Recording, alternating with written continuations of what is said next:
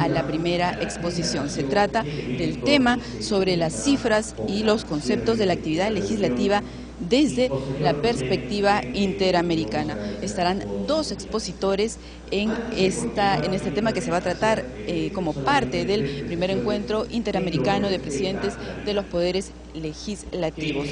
Hay que señalar que ya se encuentra justamente en la mesa de honor el señor Mitchell C. Hilson, director del Latin America Public Opinion Project, es la POP. Y también el señor Cristiano Ferri Faria, que es director del proyecto E-Democracia de la Cámara de Diputados de Brasil. Asimismo también está acompañando a los dos expositores el moderador. Se trata del doctor Gerardo Tábara, quien es secretario general de la Asociación Civil Transparencia. Precisamente en este momento se está dando algunos detalles de cómo es que se va a desarrollar la dinámica de este primer tema que se va a tratar, como ya hemos mencionado, sobre las cifras y conceptos de la actividad legislativa desde una perspectiva interamericana. Como hemos señalado, está presente el señor Cristiano Ferri Faria, quien es director del proyecto de democracia de la Cámara de Diputados de Brasil. Es coordinador también del proyecto E-Democracia de la Cámara de Diputados e investigador asociado del Instituto Ash de la Kennedy School de la Universidad de Harvard.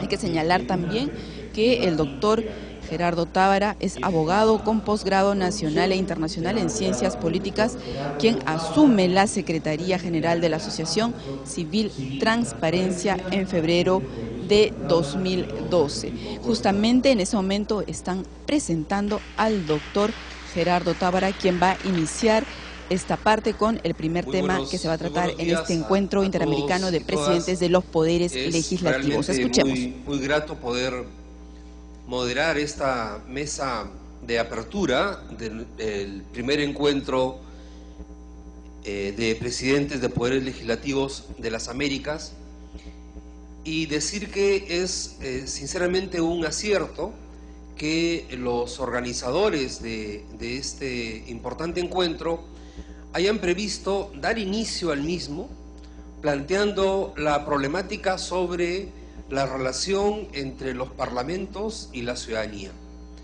la manera como los parlamentos son percibidos por la población y las medidas que habría que tomar para que esas percepciones o esa relación mejore significativamente.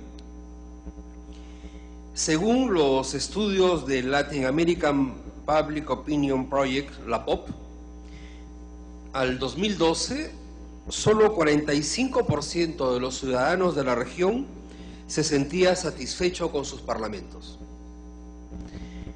Esta situación es un poco peor en el caso de los partidos políticos, porque solo 37% de los ciudadanos de la región se expresaban satisfechos con los partidos políticos. Estamos hablando de instituciones claves en la democracia, parlamentos y partidos políticos, que entonces, de acuerdo con los estudios de la POP, muestran una imperiosa necesidad de trabajar para transformar esa realidad. Y en términos de transparencia, los estudios de transparencia internacional tampoco son muy positivos. Para el año 2013, en una escala de 0 a 100, en la cual 100 significa transparencia total, los países de la región americana se ubican en un promedio de 46 puntos. Un promedio de 46 puntos, ¿verdad? Es decir, por debajo de la mitad. El año 2011 se inició la Alianza por el Gobierno Abierto, pero es recién hacia finales del 2012 donde se empieza a hablar de parlamentos abiertos, y justamente hacia fines del 2012 es que las organizaciones sociales de monitoreo parlamentario presentan la declaración por la transparencia legislativa, que en nuestra región es impulsada por la Red Latinoamericana de Transparencia Legislativa. De manera que estamos pues ante un tema abierto y un desafío. Para exponernos sobre estos temas es muy grato presentar al doctor Michel Seligson, director precisamente del Latin American Public Opinion Project, la POP. Él es profesor emérito de Ciencias Políticas y Sociología de la Universidad de Vanderbilt, en los Estados Unidos, director de la POP, desde el cual realiza encuestas de opinión y análisis sobre temas de democracia en 24 países de las Américas, y ha publicado más de 140 artículos, 14 libros y alrededor de 35 monografías sobre temas de política internacional y América Latina. Ha prestado servicios en proyectos de USAID, del Banco Mundial, de PNUD, el Banco Interamericano de Desarrollo, entre otros. Y está también con nosotros en esta mesa Cristiano Ferri. Si bien los presidentes de Senado y diputados de Brasil se excusaron de participar en este primer encuentro de presidentes de poderes legislativos, el Congreso de Brasil no está ausente, porque está con nosotros una de las personas que puede dar cuenta de uno de los más innovadores esfuerzos del Parlamento brasileño, como es Cristiano Ferri, director del proyecto eDemocracy. Él está vinculado desde el año 93 con la Cámara de Diputados de Brasil, ha ejercido diversas funciones en comisiones, liderazgo de partidos y otros, y desde el año 2005 coordina proyectos de calidad legislativa y democracia electrónica, habiendo gestionado la creación del proyecto eDemocracy, que se enfoca en la participación digital de los ciudadanos en los procesos legislativos.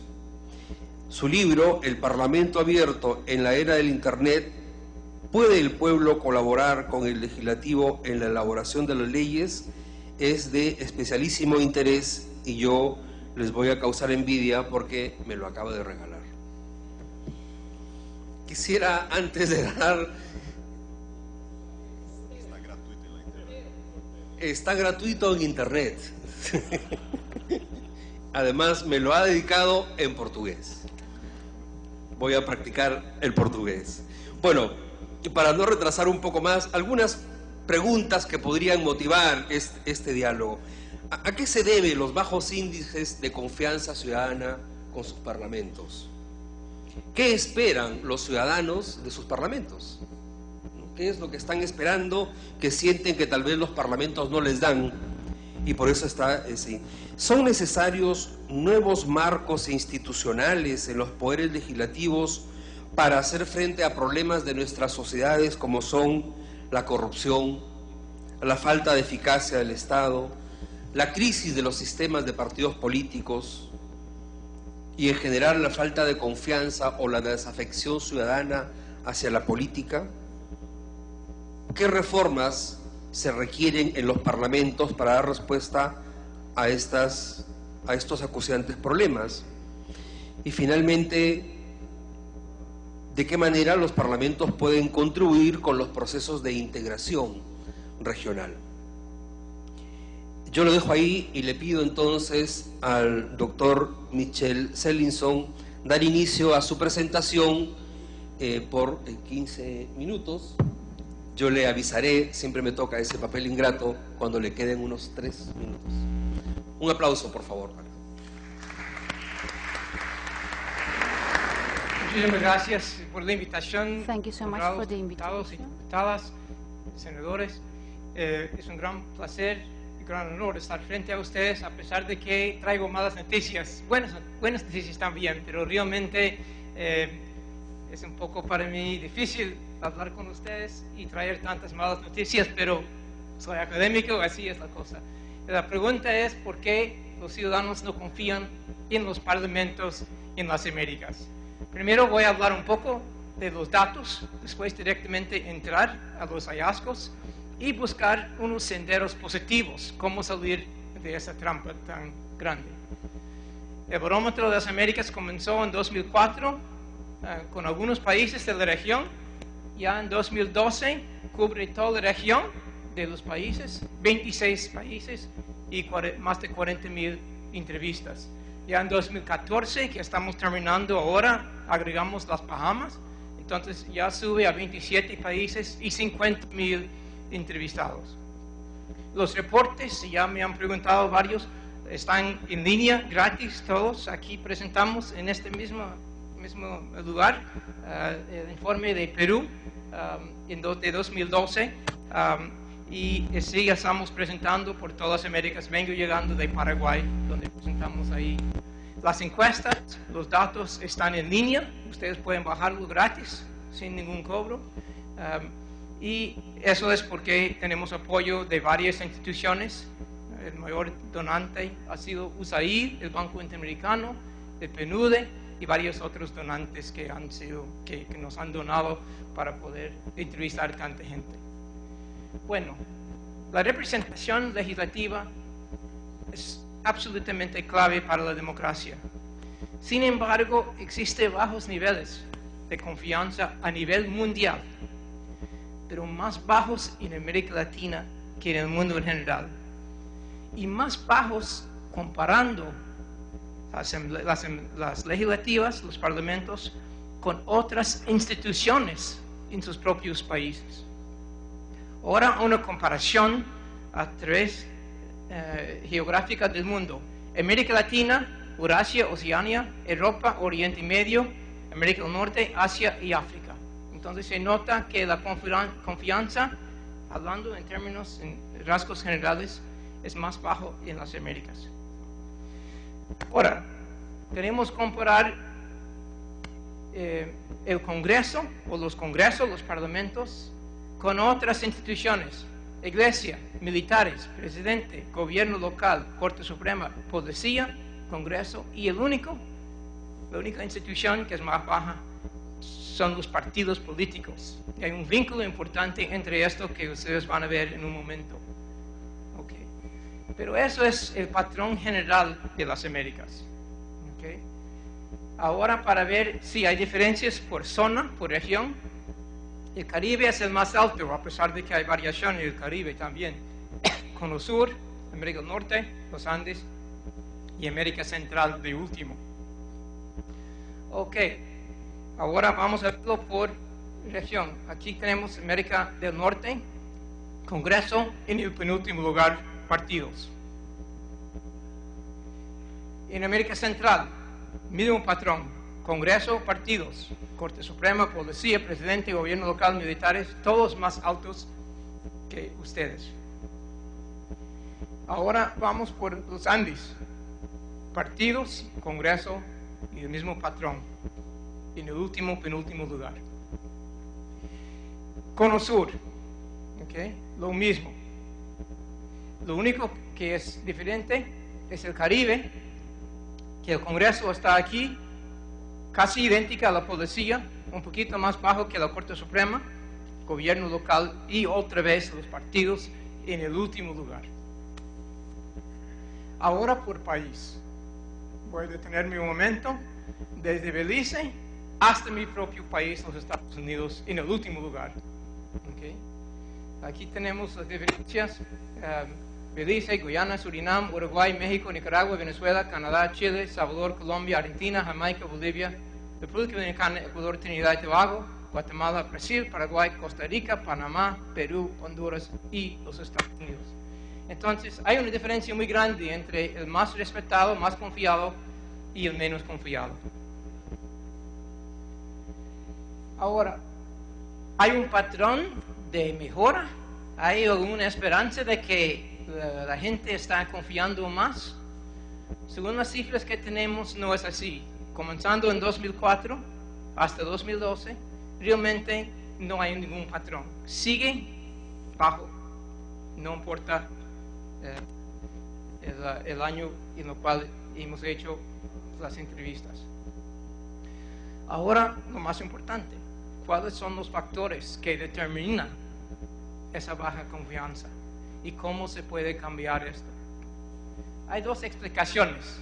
Uno es el desempeño en sí del mismo sistema: confianza en los partidos, evaluación del desempeño del Parlamento y percepción de que los gobiernos escuchan a la gente.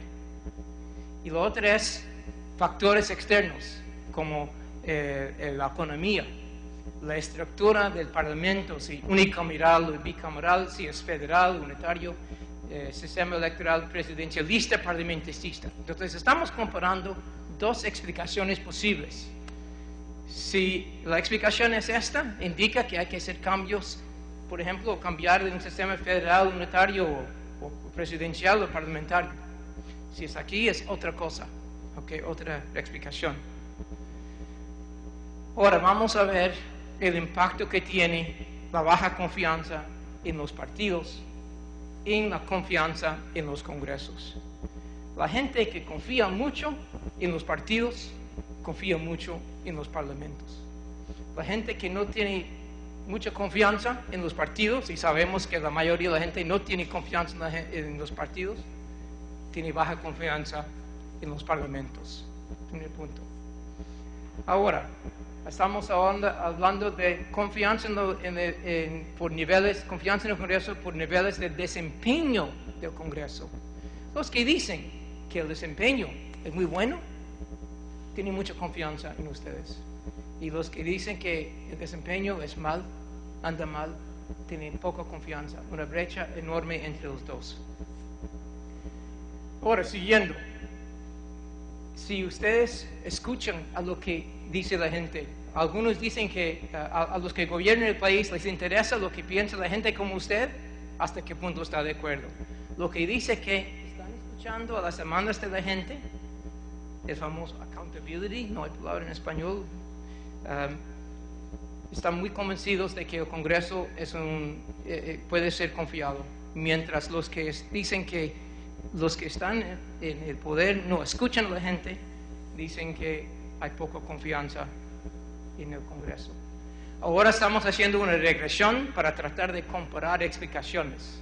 ¿Cuáles son los más importantes? Confianza en el partido, aprobación del trabajo del Congreso y escucha a la gente, el gobierno escucha a la gente. Esos factores de edad, educación, otra percepción del trabajo del presidente, la percepción de economía, no cuenta. Son esos factores que realmente el peso, el gran peso de la explicación en una regresión de todas las variables. Ahora, ¿hay salida? Ustedes pueden cambiar el sistema de representación, salir de ese problema. Se puede apostar varias reformas del sistema de partidos, cuáles son los más importantes, bicameral, etcétera. Se habla de reemplazar sistemas presidenciales por parlamentarios. Vamos a ver si eso tiene efecto. El barómetro nos muestra claramente, con una pequeña excepción, que los diversos diseños no explican lo que acabo de mostrar sobre la baja confianza.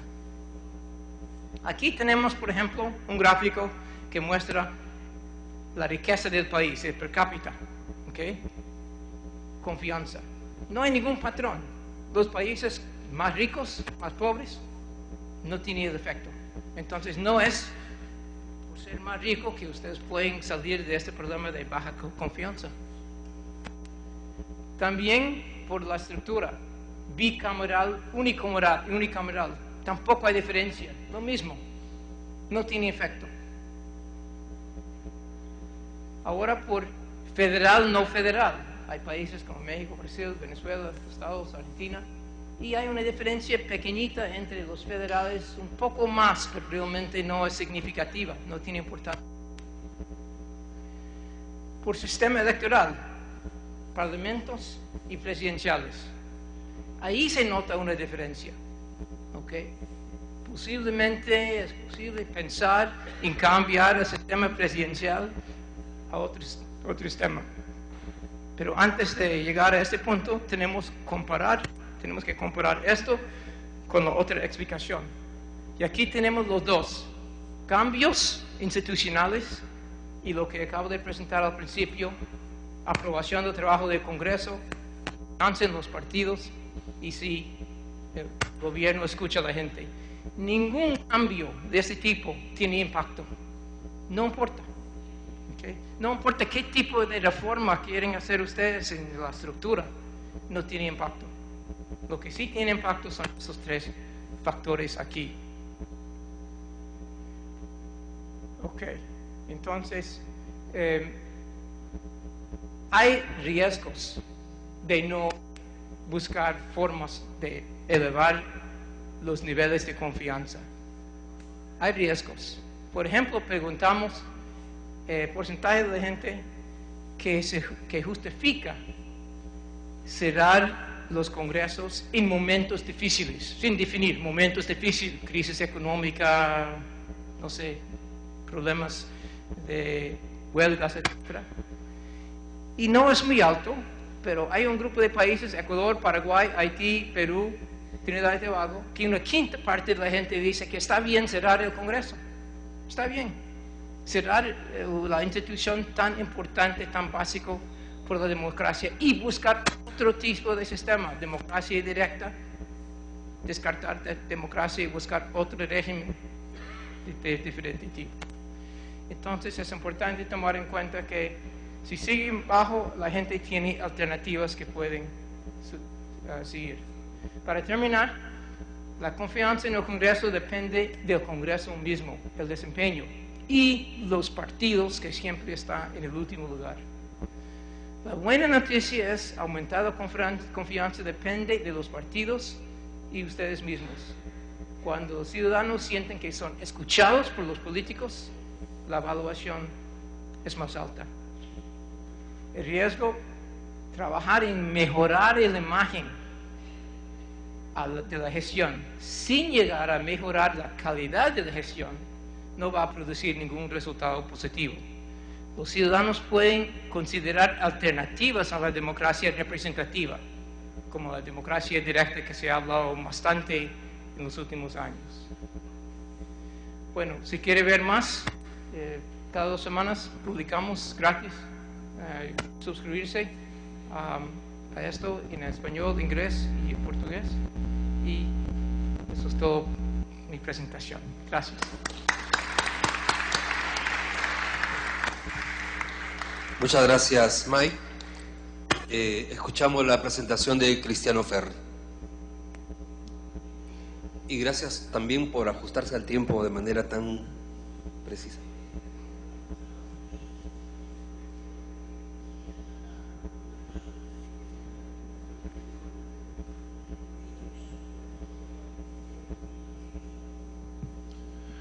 Buen día a todos.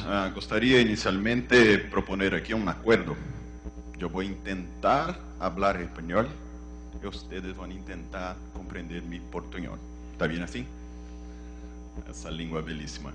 Muy bien, estoy aquí un poco triste después del Mundial de Brasil, que despecho de tener sido una oportunidad donde el fútbol americano, latinoamericano se mostró muy fuerte, nosotros también no conseguimos pasar adelante, pero pelo menos los argentinos también no. Entonces, para los brasileños, con todo el respeto a los amigos argentinos, fue una forma de compensar. Muy bien, vamos a hablar un poco de las experiencias que estamos haciendo en el Parlamento de Brasil, la Cámara de Diputados, como algunas experiencias, algunas experimentaciones para intentar implementar una política de parlamento abierto. Yo coordeno el laboratorio RACER, que es un órgano muy recientemente creado en la Cámara de Diputados, es un órgano burocrático que es medio una burocracia y medio un espacio RACER. Y claro, necesitamos explicar que la palabra RACER no tiene más aquel sentido negativo de outrora. Aquellos chicos especialistas en desarrollar softwares que invaden los sitios, los portales públicos, que roban las señas, y pongan las fotos pornográficas y cosas así. No, ahora esos son llamados los crackers. Los hackers son aquellos chicos jóvenes innovadores que están reinventando las formas de utilizar datos públicos. Y yo voy a mostrar aquí un poco las experiencias. Claro, necesito antes inicialmente darles un poco del contexto político social de Brasil, y claro, se deben lembrar un poco de cómo fue muy fuerte los movimientos sociales en junio del año pasado en Brasil. Millones de personas salieron en las calles cuando vieron los grandes estadios que estaban listos para la Copa de la Confederación, que era una copa que sucede un año antes de la Copa del Mundial, para testar un poco la infraestructura. Y cuando las personas vieron aquellos estadios con niveles de primer mundo, compararon con los hospitales públicos, las escuelas públicas, se sintieron muy chateadas, muy aburridas con eso. Entonces fue un súbito, espontáneo movimiento con millones de personas saliendo en todas las calles, protestando por muchas causas. Y claro, primeramente, al fondo también una discusión muy importante que tiene todo a ver, que es una forma de confirmar la investigación del profesor Mitchell, que cuestionaban, lo querían también un mejor diálogo con el gobierno y con el parlamento. Aquí están enfrente a la Cámara de Diputados, protestando, queriendo adentrar el Congreso, queriendo dialogar y conversar con los parlamentarios de una nueva forma. Entonces, desde entonces, el presidente Enrique Eduardo Alves, que infelizmente no puedo estar aquí por el compromiso oficial con BRICS y también porque nosotros estamos ahora empezando las campañas electorales nacionales, estaba muy preocupado y pasó entonces a involucrar, a invertir en muchos nuevos esfuerzos para implementar una nueva forma de hacer los parlamentarios dialogar con la sociedad. Y claro, y aquí estamos defendiendo que una manera más participativa, abierta, de hacer la política parlamentaria, en la verdad, fortalece el trabajo de representatividad. Yo pienso, y claro, tenemos aquí el senador Larraín, que es un especialista en Parlamento Abierto, a quien nosotros seguimos su orientación en su liderazgo, en ese asunto. En mi modesta opinión, yo pienso que tenemos dos grandes caminos en términos de Parlamento Abierto. Uno, voltado para la transparencia colaborativa, transparencia 2.0. El otro, para la participación ciudadana. Vamos a hablar un poquito de la primera, la transparencia colaborativa. A despecho de los datos públicos que tenemos que publicar en los portales parlamentarios, necesitamos también preparar los datos en formato de datos abiertos. ¿Qué es eso? Son datos preparados, organizados para ser mejor utilizados por softwares y programas de computadoras. Así hay una posibilidad mucho mayor, infinita, de cruzamientos diversos y por tanto se crean nuevas informaciones sobre el trabajo parlamentario y también para se mostrar de una nueva forma de visualización mucho más amigable para así hacer más comprendido el trabajo parlamentar.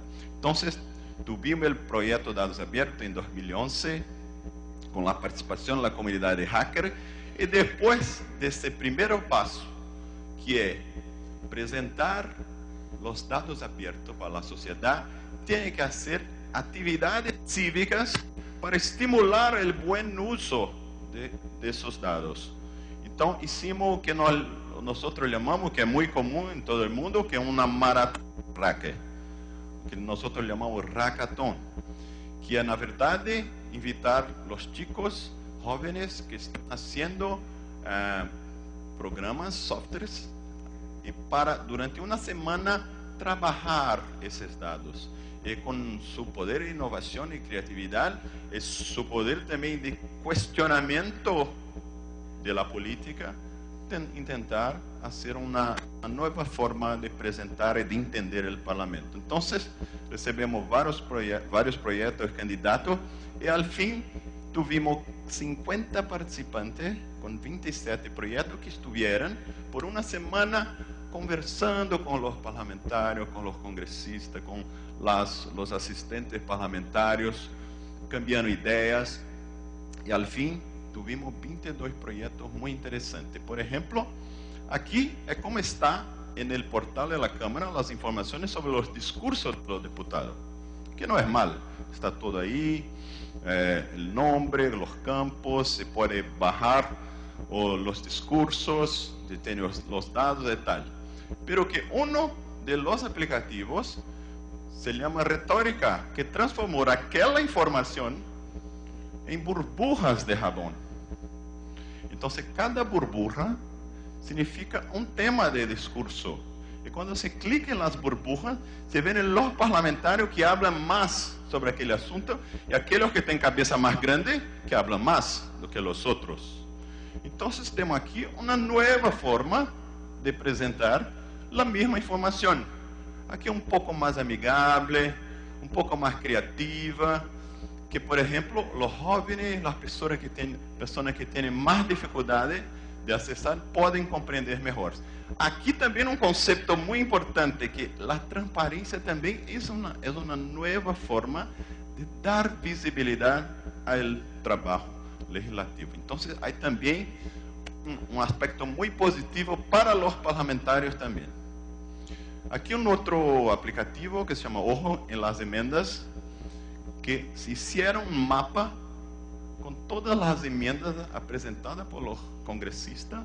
Así los ciudadanos pueden seguir y acompañar cómo está haciendo la implementación de las enmiendas con las obras y tal, dividido por asunto, por región, por congresista y así por delante.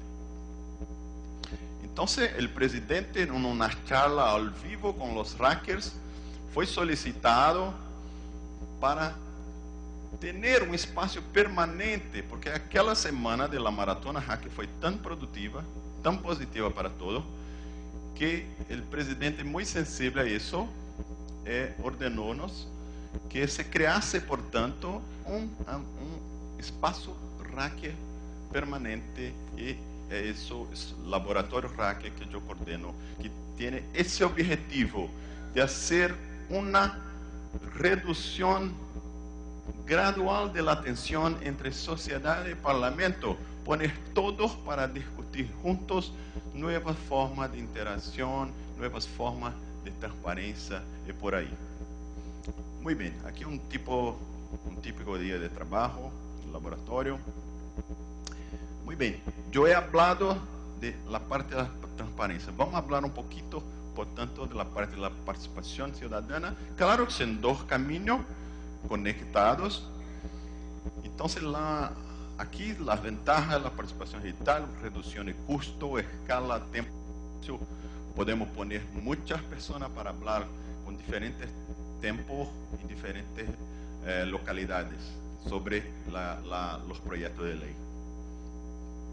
Aquí el portal de democracia, que es uno de los proyectos que nosotros coordinamos en el laboratorio hacker. Un portal institucional de la Cámara de Diputados que solamente voltado únicamente para interacción y participación ciudadana. Y funciona más o menos así. Un congresista que está en una posición estratégica, que es relator, por ejemplo, de una materia, o un presidente de comisión, nos solicita que se crea una comunidad virtual, un espacio de discusión virtual con una agenda muy específica.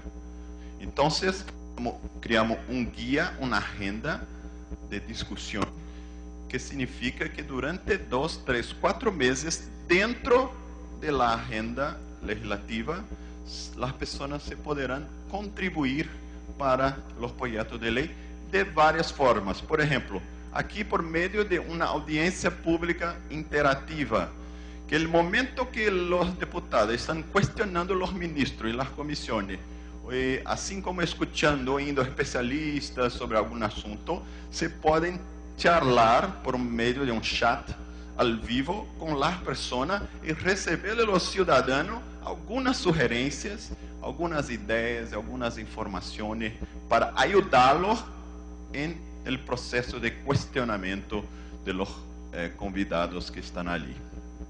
Entonces aquí era un ejemplo concreto donde la utilización del proceso de crowdsourcing, de la inteligencia colectiva, ayuda al proceso de representatividad y no sustituye.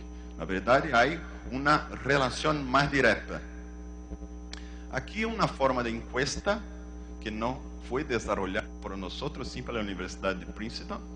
Y si queremos hacer formas de participación digital, hay muchas cosas que ya están hechas por ahí. Y los portales de participación pueden solamente conectar estas herramientas y utilizarlas de forma universal. Aquí, por ejemplo, es una encuesta que rápidamente se consiguen milhares de personas participando, que es simplemente ¿qué quieres, por ejemplo, para reforma política? Y aquí las personas, si no les gusta de ninguna de las dos ideas, se puede escoger una, las dos o ninguna, y se puede también acrecer una nueva idea. Entonces, rápidamente, si hay un automático ranking de las mejores ideas más seleccionadas, más votadas. Entonces es un proceso muy rápido, pocos días, de se hacer un brainstorming, de se levantar ideas para los parlamentarios después analizarem la viabilidad o no de acrescentarlas en un determinado proyecto de ley. Aquí una herramienta que llamamos Wikileges. Aquí un tipo de participación un poco más sofisticada, utilizada solamente en algunos casos, que aquí fue utilizado el Código de Proceso Civil, que al todo el texto las personas pueden, artículo por artículo, por dispositivo, hacer comentarios específicos para cada parte del texto o mismo presentar su propia versión del texto. Entonces, aquí naturalmente es organizado para que después los diputados pueden entonces analizar. Y aquí, con permiso, aquí hacemos una broma con los congresistas brasileños, porque tenemos claro, para involucrar a las personas, nos tenemos que primero involucrar a los diputados, porque las personas só van a participar si ven los congresistas allí participando. Pero que sentimos sim mucha dificultad de invitar a los diputados, los congresistas a entrar en sus computadoras y hacer participaciones sistemáticas. Entonces brincamos, una broma lá en Brasil, que los parlamentarios no les gustan las computadoras, pero les encantan las cámaras. Por eso desarrollamos el Video Forum, que es una forma del diputado. Aquí está a deputada Iracema, que claro, ela é uma deputada jovem, que sim, ela hizo su login y entra en el computador y produce texto, argumentos, pero que el diputado Reginaldo prefiere grabar un vídeo que después de leer toda la discusión, con un simple smartphone, en cualquier lugar y de cualquier forma que el diputado quiere, se puede grabar un vídeo de no más de 5 minutos respondiendo, contestando específicamente a aquelas personas en aquella discusión. Entonces las personas se quedan muy felices cuando se ven que los diputados están allí, porque aquí también hay una comprobación de que son los diputados y no sus ghostwriters escribiendo aquí y participando de esa forma. Entonces aquí un concepto muy importante que es: tenemos que adaptar las tecnologías a los políticos y no lo inverso. Nosotros tenemos que entender que los políticos, los congresistas, tienen una forma de trabajar que es muy intensa y que no podemos exigir, demandar una forma muy trabajosa de involucrarlos en el proceso de participación con una interactividad mucho mayor. Por eso estamos invirtiendo en la utilización de de móviles, todavía no hicimos nada, estamos empezando. Y por fin, solamente para mostrar, claro, invertimos aquí también en mapeo de las redes sociales.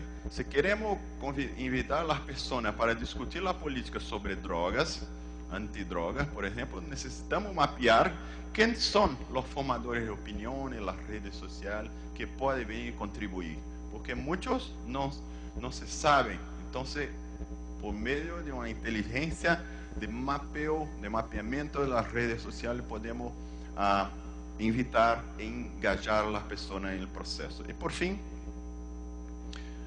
mostrar aquí un poco los resultados. Ese proyecto de ley, que es un proyecto muy importante para terminar, el Marco Civil de la Internet, un proyecto que está destinado a garantir los derechos de las personas al utilizar la Internet en Brasil. Pasó por un amplio proceso de participación y después el diputado ha recibido un compilado de todas las sugerencias y hizo ese relatorio final, que es muy interesante, que aquí el texto original, aquí el texto presentado por él, en rojo las contribuciones de las personas con su nombre expresamente notificada en un relatorio final oficial de la Cámara. Entonces la persona sabe que contribuyeron definitivamente para ese proyecto. Muy bien, só al final una rápida propaganda. Sí, entonces mi libro, que accesando el Google se puede poner en español, en inglés, y accesar gratuitamente un poco de apañado de esas experiencias ahí. Muchas gracias por su paciencia. Muchas gracias. Obrigado. Cristiano.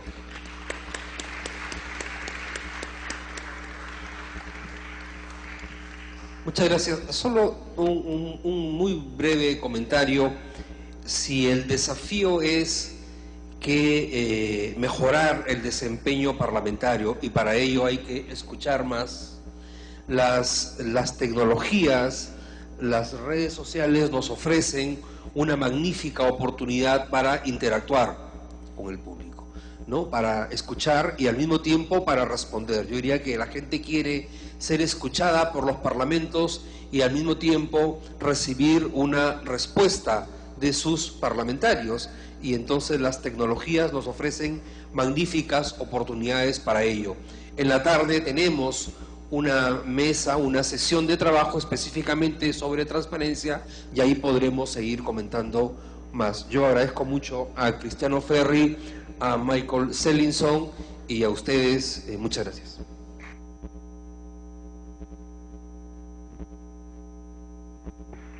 Gracias también al doctor Gerardo Tábara y a los miembros de la mesa de honor. Les invitamos a tomar asiento y vamos a preparar la segunda conferencia, que es lo referente a transparencia y rendición de cuentas en la gestión parlamentaria. Somos parlamentos abiertos.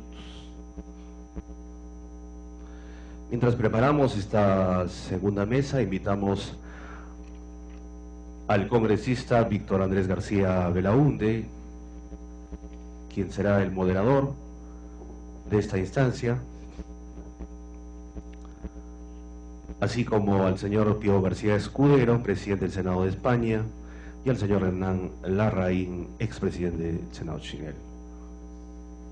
Bien, de esta manera ha concluido la primera exposición en el primer encuentro interamericano de presidentes de los poderes legislativos que se viene desarrollando aquí en el Parlamento Nacional. El tema que se ha tratado está relacionado a las cifras y conceptos de la actividad legislativa desde una perspectiva interamericana. Ha participado el señor Mitchell Segelson, director del Latin American Public Opinion Project, el LAPOP, quien en su intervención ha señalado que entre los factores que explican una baja confianza en los congresos de las Américas están el desempeño del sistema político, así como un factor externo está relacionado con la economía y el diseño institucional. En sus conclusiones ha señalado que la confianza en el Congreso debe partir por el mismo Congreso y por los partidos políticos. También ha participado el señor Cristiano Ferrifaria, director del Proyecto y Democracia de la Cámara de Diputados de Brasil, quien ha señalado que hay dos grandes caminos para lograr un parlamento abierto, y estos son la transparencia colaborativa y la participación ciudadana. Aquí dijo que es importante la interconexión con la ciudadanía a través de foros de participación ciudadana donde la población pueda opinar sobre las propuestas legislativas que se debaten en los congresos. Ha estado también como moderador el doctor Gerardo Tábara, secretario general de la Asociación Civil Transparencia. Finaliza entonces el primer tema que se está tratando en este primer encuentro interamericano de presidentes de los poderes legislativos, y como ya se ha anunciado, la primera conferencia estará relacionada a la transparencia y rendición de cuentas en la gestión parlamentaria. Somos parlamentos abiertos. Justamente en este momento se está dando inicio. Escuchemos.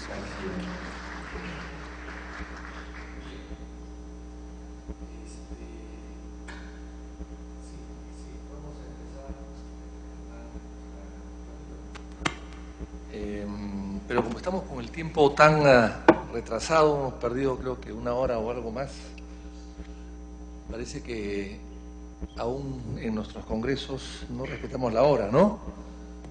Napoleón decía, 5 minutos antes de la hora no es la hora, 5 minutos después de la hora no es la hora es la hora, ¿no? Pero aquí, evidentemente, como los toros me dice el presidente del Senado español, es cierto, pero aquí parece que no conocemos todavía muchos a Napoleón. Bien. Sí, Hernán, sí, está acá. Sabemos que está acá muy cerca. El tema es sumamente interesante sobre la transparencia y la rendición de cuentas en la gestión parlamentaria. Y la pregunta es, ¿contamos con parlamentos abiertos? En la exposición que hicieron los ponentes anteriores se vio una cosa muy interesante que la verdad que a mí me alentó, porque los parlamentos nuestros no están tan malos en aceptación popular. Tenemos nosotros registrados índices menores inclusive. El problema es que el tema no es solamente la aceptación del Parlamento, sino cómo lo comparamos con otras entidades del Estado. En el Perú el Parlamento está muy bajo, bueno, tan bajo como los partidos, y hay una relación de partidos y parlamentos muy interesante, pero además estamos tan bajos como el Poder Judicial, como la Policía, como la Fiscalía, como otras entidades públicas. Y eso sí es peligroso, porque el Parlamento se renueva cada 5 años en el caso nuestro, pero el Poder Judicial no se puede renovar cada 5 años, a la Policía no se le puede renovar cada 5 años, al Ministerio Público tampoco se le puede renovar cada 5 años. Entonces, vamos un poco de la mano, compitiendo quién está con peor aceptación. Y eso es parte un poco de lo que hoy día vamos a discutir sobre la transparencia y la rendición de cuentas. Yo quiero presentar al excelentísimo presidente del Senado español, don Pío García Escudero Márquez, que tiene un largo currículum. Es el presidente del Senado actualmente, pero del año 91 es diputado en la Asamblea de Madrid por el Partido Popular. El 93 y 95 ha sido portavoz adjunto del Grupo Parlamentario Popular. En septiembre del 93 ha sido presidente regional del Partido Popular de Madrid. El 95 diputado de la Asamblea de Madrid, senador por la Comunidad de Madrid. El 96 portavoz del Grupo Popular. 98 presidente de la Comisión Organizadora del Congreso Nacional del Partido Popular, etcétera, etcétera. El 2008 coordinador de campaña de elecciones generales, portavoz del Grupo Popular en el Senado. Ha sido, y es algo que me interesa muchísimo, arquitecto. El presidente de mi partido, Fernando Belón de Terre, era arquitecto, decían el arquitecto del Perú. Y como arquitecto ha tenido cosas muy interesantes, porque ha participado en rehabilitación de patrimonios culturales. En Castilla y León ha participado en la restauración de la Plaza Mayor de Salamanca, para mí la Plaza Mayor más linda de Europa, yo diría que del mundo, ha participado en restauración de algunos de la fachada de filigrana plateresca de la Universidad de Salamanca, ¿no? Donde hay una rana en una de las cabezas, una calavera, encima de la calavera una rana que hay que ubicar a los estudiantes que recién llegan. A los que no lo ubican no entran a la facultad de Derecho, creo que está esa fachada plateresca. Y luego ha participado en la restauración de la Catedral Nueva de Salamanca. Hay una nueva y una vieja, lo que pasa es que la nueva es de 1500 y la vieja es de 1200, o sea, estamos hablando ya de muchos años atrás, ¿no? El patio de las escuelas, la Puerta de Alcalá, la famosa Puerta de Alcalá de Madrid. En fin, es un gran restaurador y eso me complace muchísimo. También ha participado en la restauración barroca de la Universidad de Valladolid, donde yo estudié modestamente. Ahora entiendo por qué estaba también restaurada. Bien, entonces es un político conocido, prestigioso, nos acompaña acá. Tuve el honor de invitarlo personalmente en Madrid y estar acá, y por lo tanto le cedo el uso de la palabra y trataremos de congratularnos con Baltasar Gracián, ¿no? Si el discurso bueno, y si es corto es 2 veces bueno.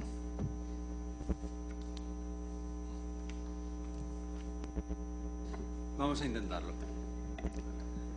Muchas gracias, querido Víctor García Belaúnde, querido amigo. Efectivamente, hoy estamos aquí, una delegación del Senado de España, aceptando tu invitación, y del Congreso del Perú, para participar en esta jornada que consideramos de gran interés. También nos acompaña el vicepresidente del Congreso de los Diputados de España. Bien, como acabamos de ver en el comienzo, en las intervenciones anteriores, es evidente que los cambios surgidos como consecuencia de la era digital en el modo de relación entre los representantes y los representados constituyen un reto de primer orden para los poderes públicos en todos los países, que hay que afrontar de una manera global. En definitiva, debemos ser capaces de actualizar el papel de nuestras instituciones en esta nueva realidad. Se trata de un esfuerzo que a todos concierne, y en el que a los poderes legislativos, por nuestra función medular dentro del sistema democrático, nos corresponde una posición de vanguardia. La desafección política de los ciudadanos, lo hemos estado viendo también a lo largo de la exposición anterior, es hoy un fenómeno ampliamente extendido que exige la mayor atención por parte de los representantes políticos. La democracia se sustenta sobre la confianza de los ciudadanos y por eso, cuando descienden los niveles de esa vital confianza, no podemos perder tiempo a la hora de actuar mediante respuestas que deben de ser adecuadas. Hoy los ciudadanos demandan, con toda la razón, que se abran nuevos cauces para el seguimiento, el control y la participación social en la actividad política. Lo cierto es que las formas tradicionales de relación entre la sociedad civil y los poderes públicos están dando muestras de un cierto agotamiento.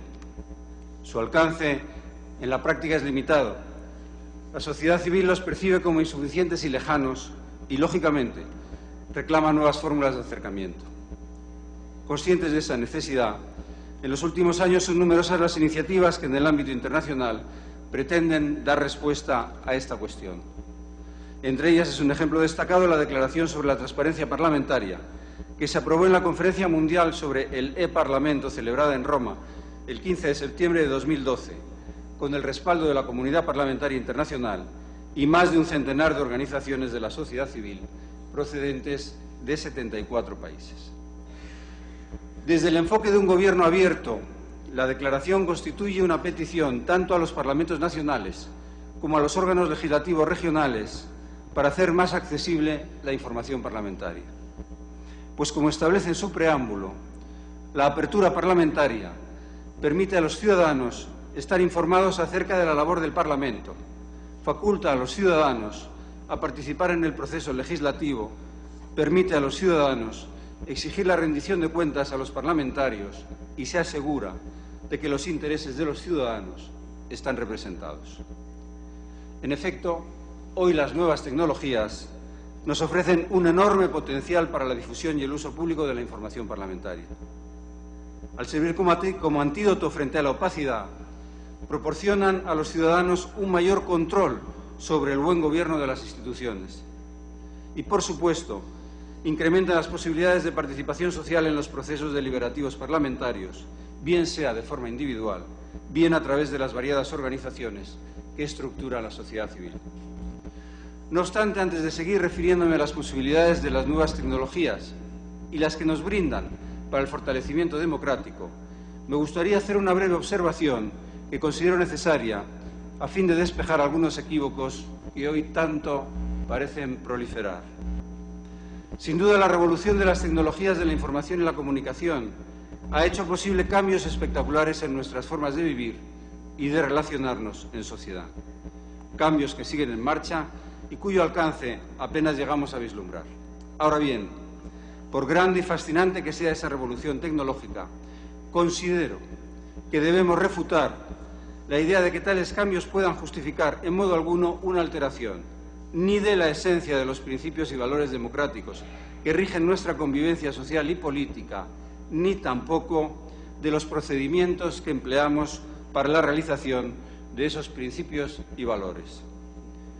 Si sabemos emplearla con inteligencia, la tecnología puede ayudarnos, y mucho, a incrementar la eficacia de los procedimientos políticos que utilizamos para organizar y hacer funcionar nuestros sistemas democráticos.